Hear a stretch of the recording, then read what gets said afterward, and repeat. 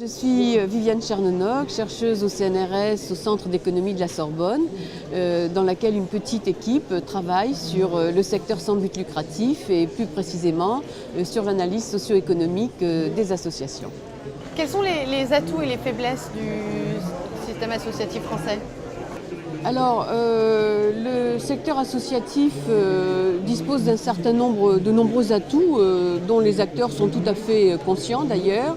Une très grande proximité avec les populations, beaucoup de souplesse, une grande capacité à détecter les problèmes émergents, à trouver des solutions, à explorer des solutions inventives, à alerter les pouvoirs publics et à agir pour faire avancer les choses. C'est aussi un secteur qui dont l'action est tout à fait marquée par la présence de personnes engagées, ce qui lui donne une nature et une force particulière. Et c'est aussi un secteur qui dispose de salariés qui sont particulièrement motivés par les projets d'utilité sociale, donc parmi de nombreuses qualités que le secteur présente. Alors, vous parlez des salariés engagés auprès des associations et on parle aussi beaucoup du bénévolat des Français qui est particulièrement engagé. Alors les Français, le taux d'engagement, le taux de bénévolat augmente très régulièrement dans notre société. Il serait aujourd'hui, puisque c'est qu'on n'a pas beaucoup de données sur toutes ces questions, mais aujourd'hui vraisemblablement 30-31% des Français âgés de 18 ans et plus sont bénévoles.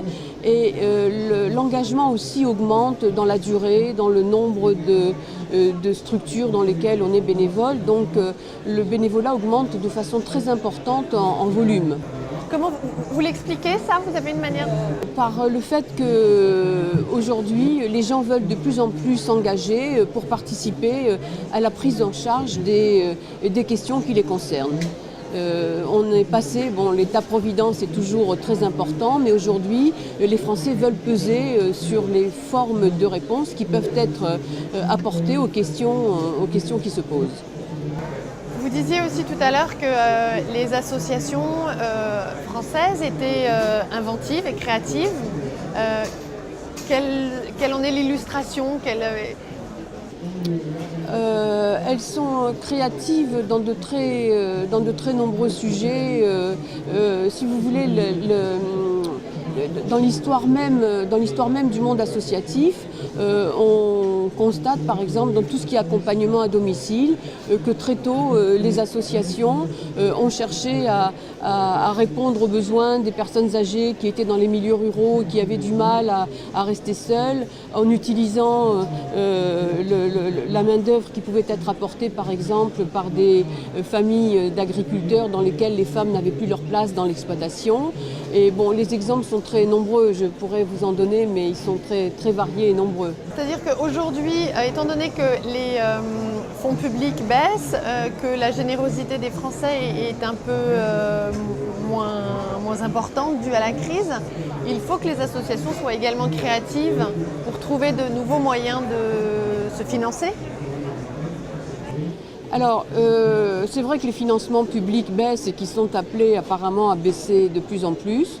Les dons se tiennent bien, mais les dons et le mécénat représentent ensemble à peu près 5% des ressources des associations. Donc bien sûr, ce n'est pas eux qui pourront compenser la baisse de financement public qui jusqu'à maintenant représentait grosso modo la moitié des financements des associations. Alors finalement aujourd'hui, les associations n'ont pas beaucoup d'autres solutions que de se tourner vers le développement de leurs activités marchandes. Donc il faut qu'elles vendent des prestations. Elles en ont tout à fait conscience.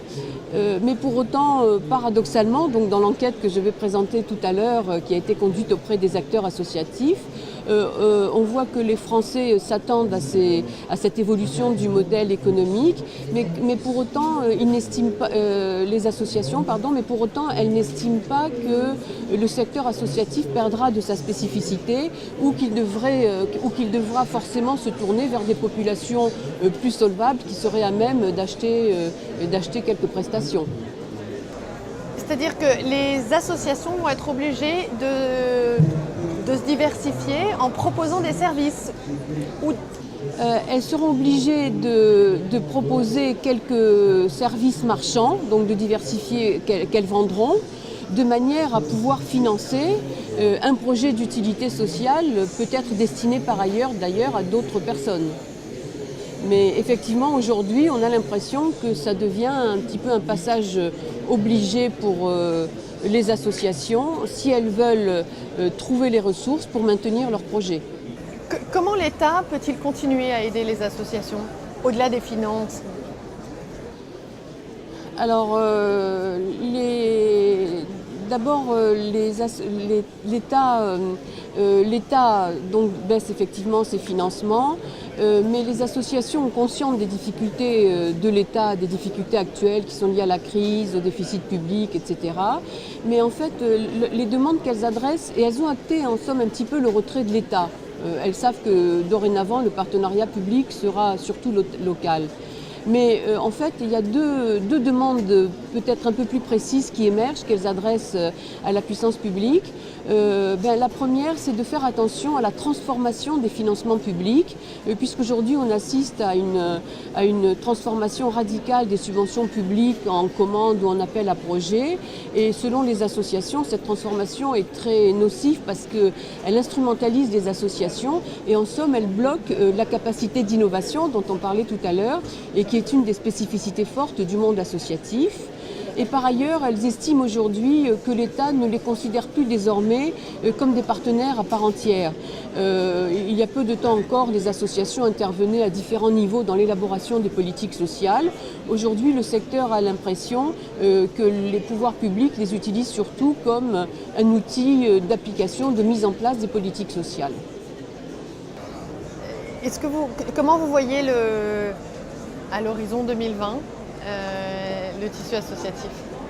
Alors, comment je les vois, si vous voulez, nous on n'a pas travaillé sur cette question, mais vous avez interrogé tout à l'heure le président de la Fonda, donc, qui a dû vous présenter les grands scénarios d'évolution possibles du secteur associatif. Nous avons surtout interrogé les associations, les acteurs associatifs, sur leur vision, la vision qu'ils avaient de leur avenir.